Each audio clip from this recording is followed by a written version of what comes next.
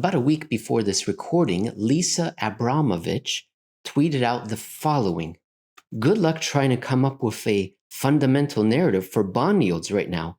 The October jobs report was better than expected, with the labor market showing real signs of momentum, and yields fell.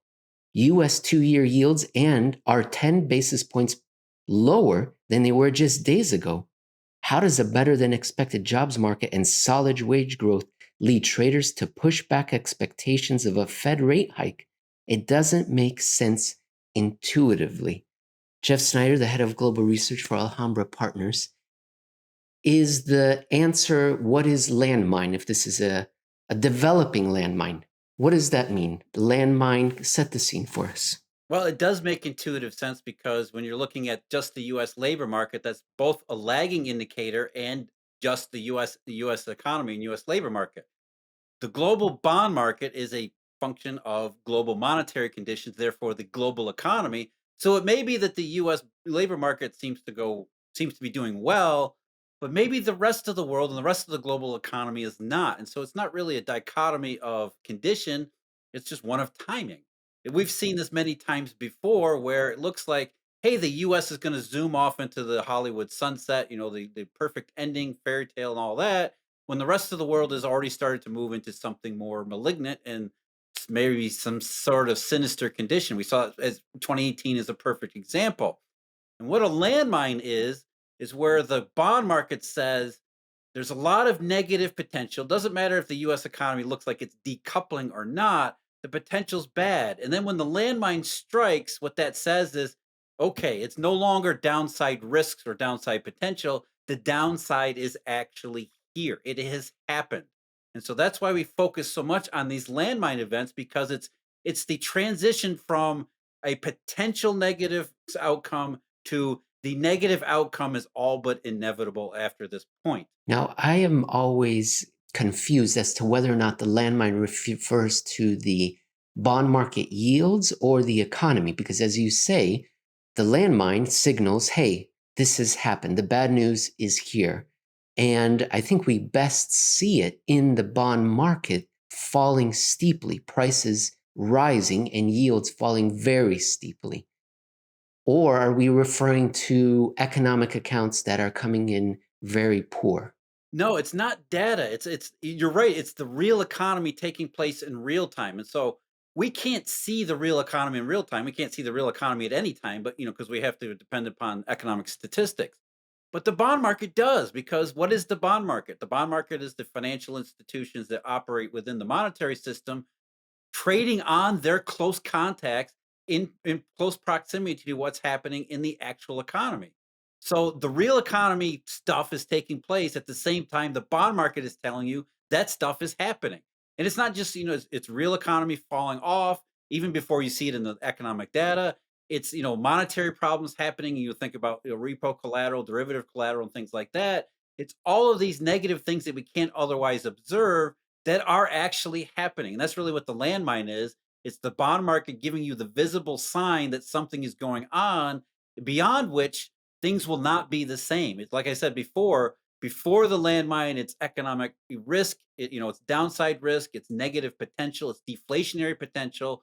The landmine happens, real economy, real monetary system takes a really bad step onto something, and then the bond market reflects that bad thing happening by with a sharp drop in yields, with a sharp drop, for example, in swap spreads, which tells you that this thing has happened.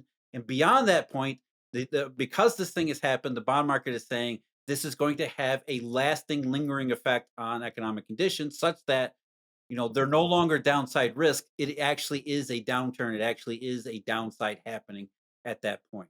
And this landmine is part of the morphology, part of the pattern that we see during each of these Eurodollar shortages, credit collateral shortages that have erupted around the world or in different regions over the last 14 years. And what are some of the other markers along the way, Jeff, before we get to the landmine? We see curves twisting, distorting, inverting at times, and not just the yield curve, although we do pay a lot of attention on the yield curve, but you have the Eurodollar futures curve. You see things in swap spread. You see the rising dollar exchange value, which is another signal that, hey, things are not going the right way. But it really is the landmine when it happens that transitions from, as I said, potential to reality, where before it's like, maybe something, yeah, the dollar's going up and inflation expectations may be falling, but maybe we can still avoid it. Maybe it's just a short term rough spot that we'll get out of. And then after the landmine, you just say, no, this is what's going to happen. There's really not much chance of avoiding it.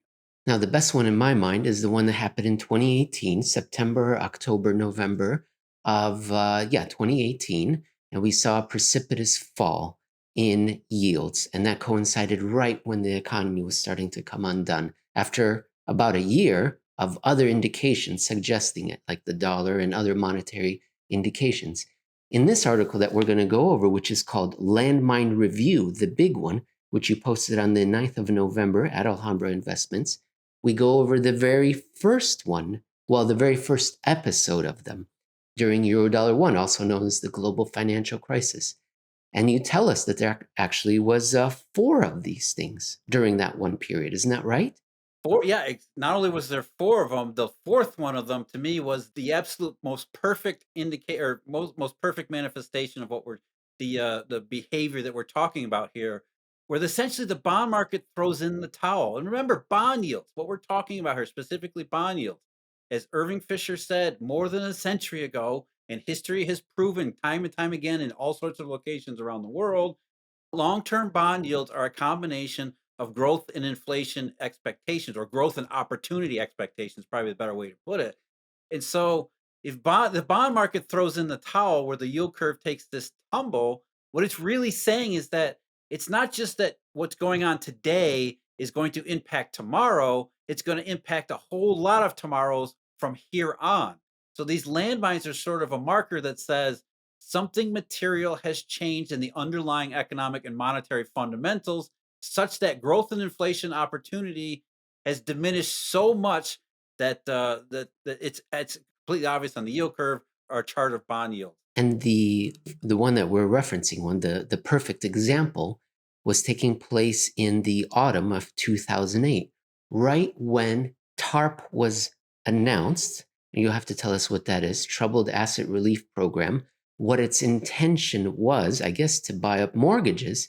And then all of a sudden, the about face, the 180-degree turn by the US Department of the Treasury, and how they started using those funds and how everyone was confused that what the money was being used for. But you tell us, and then later they tell us, these authorities, they make the point of telling us, well, the circumstances changed and so we changed our plan. That's not how you interpret it, and that's not how the bond market interpreted. No, and it's funny because you can see how everything changed, or how the whole situation evolved. Remember, mid September 2008, Lehman, AIG, Wachovia, all that stuff happened. And the initial step was the Bush administration went to Congress and say, "You got to give us a pile of money so we can buy up these subprime mortgages that are causing all this mess." Because as everybody knows, it's all about subprime mortgages. Well, the Congress said, "We don't really think we should do this," and then all of a sudden we had the worst financial panic since the Great Depression. And suddenly the emergency, or what was it, Emergency Economic Stabilization Act was passed on October 3rd, 2008, which among other things authorized the $700 billion slush fund known as TARP, or the Troubled Asset Relief Program, which, as its name implies, meant that the government was going to buy up these toxic waste subprime mortgages and therefore fix the entire crisis because it was all about subprime mortgages. Well, as soon as that happened, the crisis only got worse. So that 2 weeks after that law was passed, we're talking about October, I think 14th of 2008. Treasury Secretary Hank Paulson already changed the terms of TARP, where instead of buying toxic waste, he started investing in the preferred stock of 8 of the largest U.S. banks. So we went from let's buy up these toxic waste subprime mortgages that are causing the crisis to haphazardly recapitalizing some of the largest banks to try to instill confidence in the banking system. Go forward another couple weeks to early November, and what happens again? Hank Paulson gets on TV and says, "Oh, guess what? We're not going to just buy the preferred stock of some of these banks. We're going to also use TARP funds to bail out Citigroup, which was at the time one of the largest banking institutions in the entire world." So you can kind of see how from the beginning of TARP to by November 2008, a spread of more than 2 months, the situation kept getting worse and worse and worse, no matter what the government was doing. Or at the same time, by the way, that I like to point out all the time, the Federal Reserve had at that point expanded its balance sheet and had expanded the systemic level of bank reserves to more than 600 billion. The money printing we keep hearing about, the overflowing liquidity that we hear about even today. So during these specific 2.5 month period, we have the government throwing everything at the crisis, and yet it only got worse and worse and worse. So by the time we get to early November, that's when the landmine struck. That's when things really took a turn for the absolute worst, which is before then, the market said, maybe this crisis stuff, yeah, it's going to be bad, it's going to be nasty, but maybe it'll just be a recession. Maybe it will just be a nasty recession. We'll get over it and we'll go back to normal. But after all of this stuff happened, after the government proved that it could not stem the crisis no matter what it did, by that last TARP change seemed to be the final straw. The bond market threw in the towel and said, this thing isn't going to be just a one off temporary recession, as bad as it might have been. This thing is going to be with us for a very long time. And that was the initial landmine. No, middle of November 2008 until December 2008, yields absolutely collapsed, which was the market saying growth and inflation, growth and opportunity perceptions from that point forward in the long run are so impaired that we're going to own only safe and liquid instruments from this time forward. You just said that was the initial landmine, and that's how I always remember it. But then you remind us in your article, you say actually that was the fourth landmine in the sequence. The first one, July 9th, 2007 through September 10th. Then the second one, October 15th through November 26th. And then December 26th through January 23rd, 2008. And in each time we sort of see the bond market, the yield curve sloping downward, accelerating, then a pause, taking a look around, and then another acceleration down. Yeah, it's almost like a stair step, right? The market takes a stair step down and then kind of goes sideways. And those sideways, those pauses in between these landmines are the market assessing how policymakers are responding to the unfolding, escalating crisis. As you mentioned, the first original landmine was the market saying subprime is not contained. The first landmine in the summer of 2007, that was that within that period was the events of August 9th, which we all know was sort of the final break, the final last straw. And then the Federal Reserve responded to that with a couple of emergency measures in September, including a 50 basis point rate cut, which the market said, well, okay, maybe let's step back and reassess. But that only lasted for a couple of weeks. And then there was another landmine in October, going on into November. And then the Fed came out and announced, oh, we're going to fight the crisis with stuff we've never done before. We're going to hold TAF auctions. We're going to do overseas dollar swaps. And the market took a step back. The second landmine stopped and yields kind of rose a little bit, but mostly were sideways. And then starting December 26th of 2007, even though that was when the first TAF auctions had actually been done, even though the overseas dollar swaps had already been introduced into the marketplace, you had the third landmine, which lasted into January. And so this series of three landmines in 2007 was the bond market telling you the Federal Reserve is literally behind the curve. In whatever the Fed did, it was not working. So some people have said that, I was talking with Maggie Lake of Real Vision just yesterday about this, how the Bear Stearns in March of 2008 caught everybody by surprise. And I told her it shouldn't have, because if you were paying attention to the bond market in 2007, this series of three landmines had told you by the time you got to Bear Stearns, it was like, yeah, that makes sense, because everything that had happened over the summer was painted for you in the yield curve. There's an excellent quote by you. The steep drop in yields during these things is essentially the most visible confirmation of a forthright, irreconcilable deflationary shift to the acceptable, meaning realistic, probability spectrum. The economic data comes along only later to confirm the increasingly awful possibility bonds have already priced. And ladies and gentlemen, we're going to explain why we're even talking about this and how it relates to present day. It's not just a history lesson. But before we do, we already talked about the first series of landmines during the Eurodollar #1 global financial crisis, and during the fourth one, 2018 through 2020, Jeff, in another article, you remind us about the one that happened in 2014. Landmine lurking, gotta make tantrum happen before it's too late again. You posted it on November 9th. We have like 5 minutes or so left in the show, this episode. Tell us a little bit about 2014, and then we'll move on to what it all means for today. It was again the same pattern. Before around December 2014, you had this sort of lingering, nagging, gnawing pessimism, sort of ill feeling that maybe the economy wasn't living up to the hype. You had the labor market numbers, going back to how you started this segment. The labor market numbers were accelerating and robust in 2014, yet bond yields were sinking.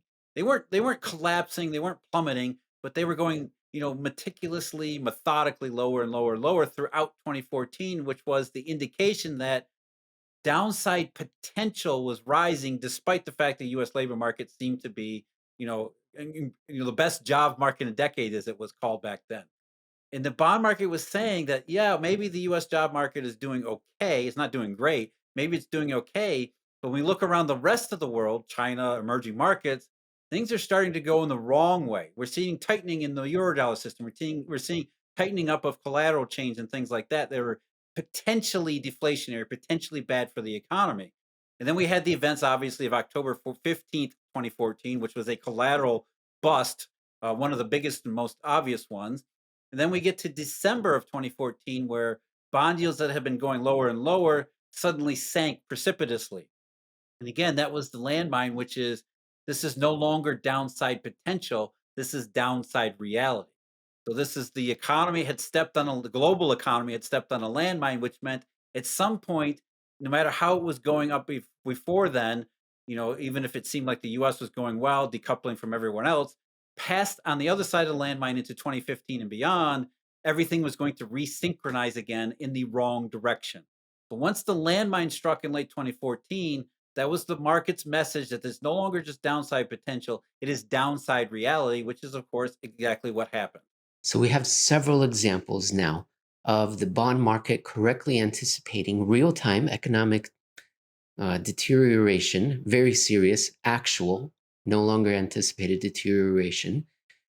We were maybe seeing something similar recently. Now, we're recording this on the 11th of November, and the day before, bond yields in the United States and I think around the world rose, which would suggest maybe that we've disqualified the kind of downward trend we were on. But Jeff, it wasn't just in the United States where yields were falling for quite a long time. Germany, Britain, Japan, the United States, yields were falling. And I think that's why you started writing about the landmine, is that you were seeing a similarity. Is that right, Jeff? That you were seeing in the most recent month or so, or longer, you tell me, falling yields that reminded us of these previous warnings. Yeah, the falling yields are sort of are moving in that direction, but it's not, as you pointed out, Emil. It's not just the treasury market. It's not just treasury yields or the yield curve. It's all sorts of. I mean, we've been talking about this all year. The PBOC's balance sheet. What are we seeing from that? We're seeing dollar shortage type indication. The tick data. Swap spreads. Any number of indications all across the financial and monetary landscape that before now have been saying dollar shortage, dollar shortage, dollar shortage, deflationary potential, deflationary potential, deflationary potential. So all of the ingredients are there, including in terms of just macroeconomic views, a growth scare. There's a now palpable perception that whatever has been going on in the global economy, call it recovery if you want, I won't. The rebound from the 2020 lows, maybe it's exhausted, maybe it's rolling over, and so you put together dollar shortage, collateral chains collapsing, over bids and T bills, things like that, deflationary type indications. With now we have all these massive CPIs that the bond market is ignoring, not just ignoring, but yields going a little bit lower. How close are we to reaching that point of no return? How close are we to seeing the real economy strike a landmine in the bond market? Tell us about it, where we're seeing not just downside potential, but the actual downside materialize. And so I think what I'm trying to get at here in reviewing these past landmines is to say this is what we're looking for. It hasn't happened yet, but all of the ingredients are there. They're in the kitchen, ready to be made. And maybe it's just a matter of time before we see one, or maybe we'll be lucky this time and avoid it. That would be the absolute positive. The best case scenario is that we don't strike a landmine, and there's still possibility that happens.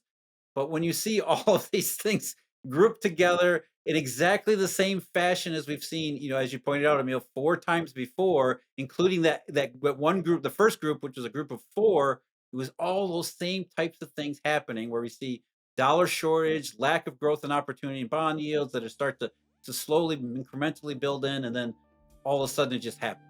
In part 3 of this episode, we're going to talk about the taper, not the 2021 taper, but the one that happened in 2013. We're going to look at the FOMC meeting minutes, try to get a sense of what executives and leaders in the monetary order were thinking